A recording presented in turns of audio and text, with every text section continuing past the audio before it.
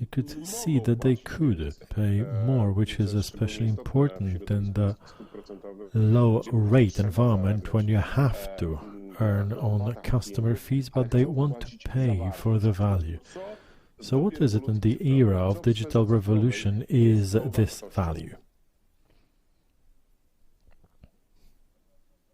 Aleksandra?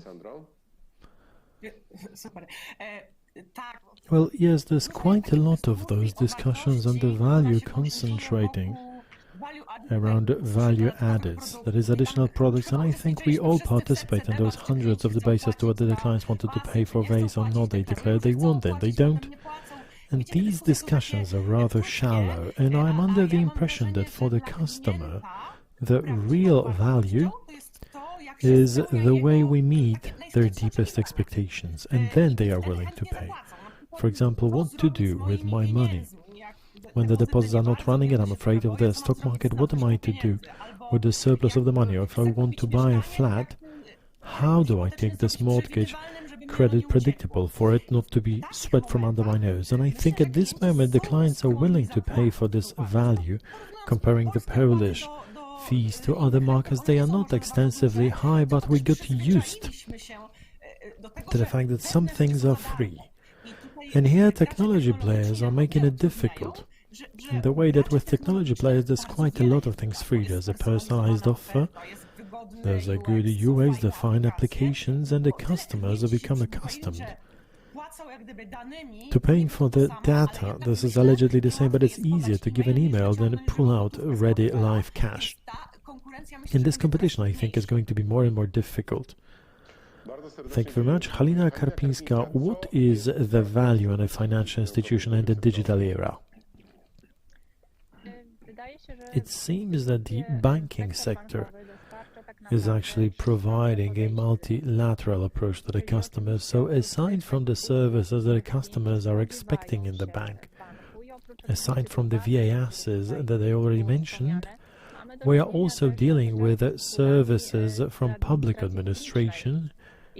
And here it was quite visible this year as to how important the aspect was for the customer. With this year, we mentioned it many times, accelerated certain processes that did show the need for a quicker digitalization, and the bank, being an institution of public trust, which already has its range, already has the trust of the customer, through making available, doing the different things, not only the bank-wise, but also outside bank-wise, offers a tremendous value to the customers, and it seems very much important. From the point of view of the bank, it is also very much important. For many years, banks have been focused on the customers. The processes that we are building are omni-channeled. They are created together with customer, and these are the processes which we build with the customer together in order to create them in a way for the customer to have this added value, for us to resolve different issues, different difficulties, stressing situations which the customer encounters, and we as the financial institution operating with different types of products and financial services can have these issues addressed. With the already aforementioned fintechs, what is important right now is the openness to cooperation. As in the era of technology, where we every day read some technology news on novelties, on new devices, new technologies, on new services, there is no possibility for one institution to offer to the customers all types of services, so we have to open up here. And in this situation, the winner is the both parties, the banks have what we want, the trust of the customers, the range. Our clients are using the digital channels, the applications in a very active way. There's over 30 logs a month. On the other hand, there is the fintech, which could offer a service that could help the customer in the daily life, so why not use it? And why not deliver to the customer this particular value that they're expecting? Thank you very much, Marcin, Bodnar. So how, therefore, do we build the offer for the customer? What should the bank do on its side in order for this offer to sell well, for it to be a good quality?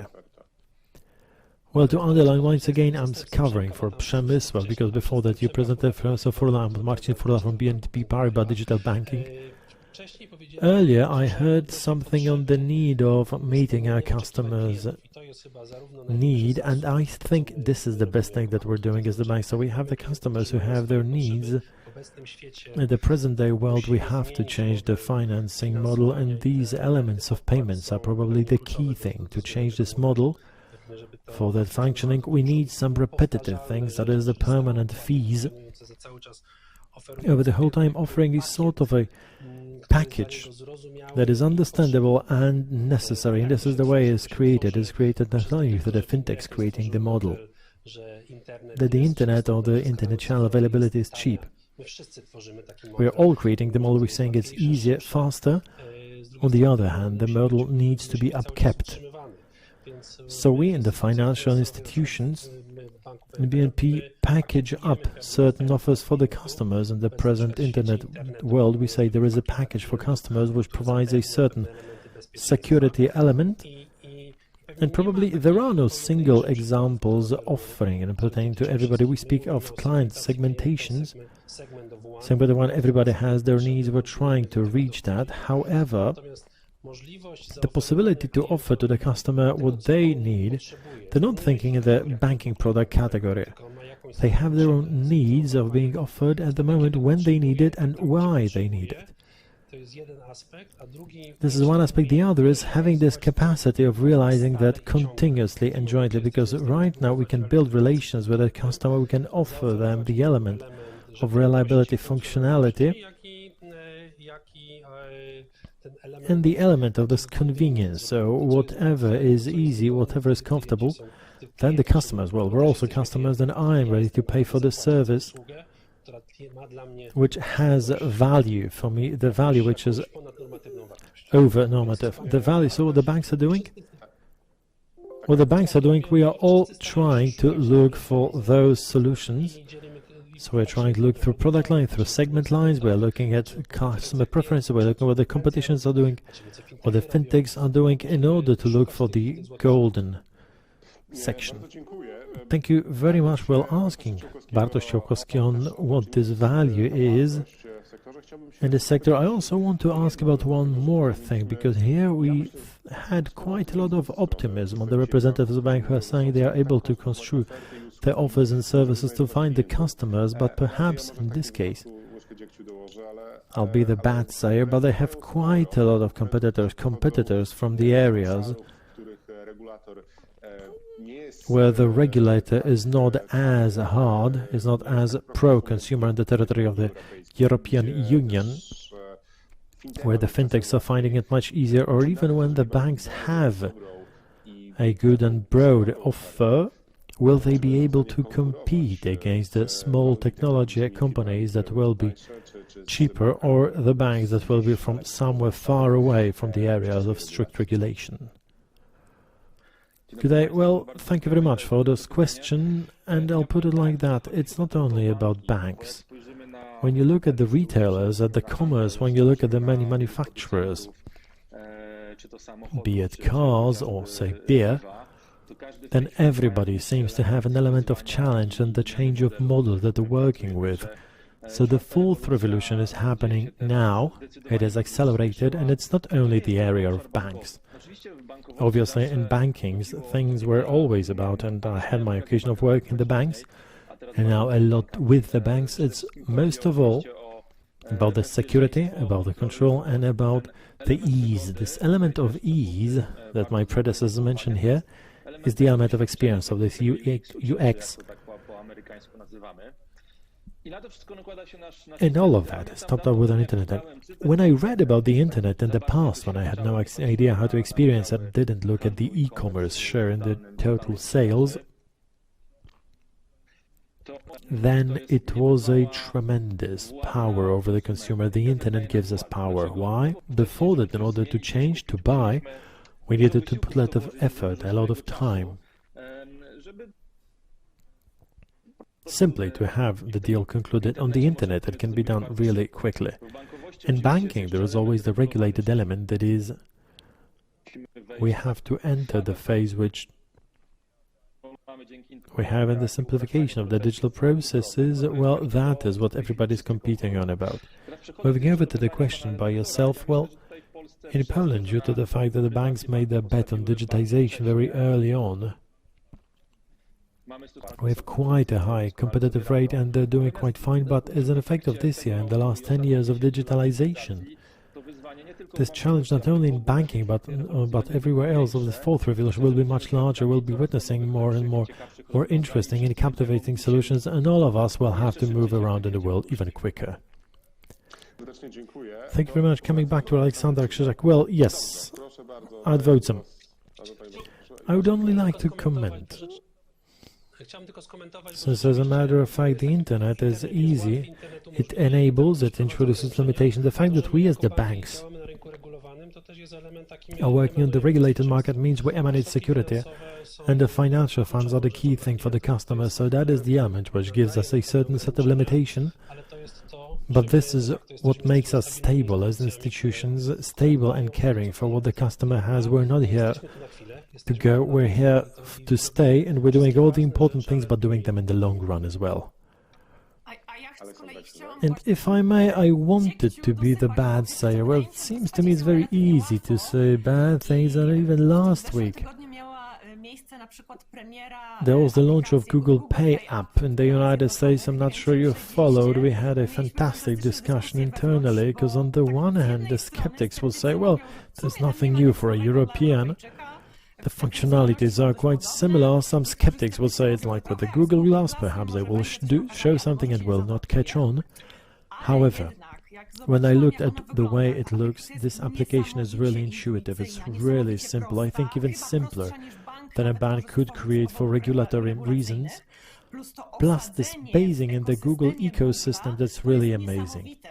On Google Map, you look for the applications you pay through one click. There's quite a lot of things that, well, even all the banks are now trying to have, all the digital advanced banks are trying to be the platform, but this big tech strength can be incomparably larger. And I fully agree with Halina that the value of a fintech is a value for us. We like fintechs as that they make certain things go faster, but the force of big tech might be that this value could even be through the point of view of a big tech, and the worst that could happen is the fact that the big tech would be the face for the customer, and we'd be dealing with this core banking that is risk and capital, because you earn a little bit less on that. Well, the risk is this new reality where the financing of major projects was taken over by public institutions and the leap development of technology is taken on by technology companies. Well, the risk for the banks is that you can end up as a utility that only deals with infrastructure, tossing over money analysis, but the real profit goes elsewhere. Well, this is how I understood Google Pay. They said, we know about the application, we know about user experience, but we don't want to be a bank. You banks go on, deal with the capital, with the security, with the risk, because you know, oh, that's not a fair deal, is it? So for us, it would be quite detrimental and quite strange. Well, probably so, but it seems to me this is why we have to take the gauntlet up. And the strength is the competition and the way we motivate to act, and banks in Poland especially are quite well prepared. They're digitized. That's an entirely different market than the American one. And in Poland, the banks have actually done their homework. We are in the level where we have good processes. We designed those processes thinking of the customer for many, many years, the banking sector. So we have a lot to educate the customers on security, which is tremendously important, especially when we saw it this year, when one of the things that were great is that banks generally, over the 3 weeks, everybody changed their plans much. There were roadmaps done, there's lockdown, and all the banks sit down, and even though that's a major institution, everybody changes their plans so that the customer could have the banking operations done without leaving their homes. And that was the group for which it was tremendously important to have the proper education on security, as these were the people who were only seldom users of digital channels, and we, understanding their needs, also had worked on the preparation of materials and applications for them to be able to use it. So it seems that the banks have this strength, they have this trust, which after all they used to build as public trust institutions for many years on end, so we cannot lose that, we must fight for it. And I think a very important aspect is the promotion of innovation. I wanted to tackle that, since for me innovation, what does it mean in an organization? Well, yes, for me innovation is also not only the novelties, those superb gadgets and devices, which actually in the beginning, well, let's be aware of that, they're more directed to a very narrow group, as very often they are rather niche and expensive, and the entry threshold is much higher. The promotion of innovation for me is the work with organization where every person in the organization understands that they may be an author of innovation. It's not about me reinventing the wheel, it's rather about me working, doing things, and at every moment, every time I can think on how to make that better. Very often best innovations, best ideas are small improvements which address the problem with a whole number of clients. So in our case, we know that the process of credit taking or loan taking is a thing which is stressful for the customer. So if we can do it in the way so as to take the stress away from the customer, to facilitate it, that's tremendously important. The customers value it greatly, and I think this innovative thinking should actually be done throughout the company. It's not that we create the innovation department, it's all up to them. There's like 10 people and they're doing innovation. No. Everybody and anybody every day could create a superb idea. And at the banks we also have this capacity that this idea could be realized very quickly. Let us remember that the majority of fintechs is probably something we don't hear about. We hear of the select few that reach their success, and this is why I always repeat in the banks, the superb thing is when you have a great idea, you can do it over a course of months, have it launched for your customer. So yes, we tend to follow all the news, we try to analyze it, however, it is an absolute must for me to remain this optimism element. We will fight, and I think as the sector we're prepared to do it. Bartosz Ciołkowski.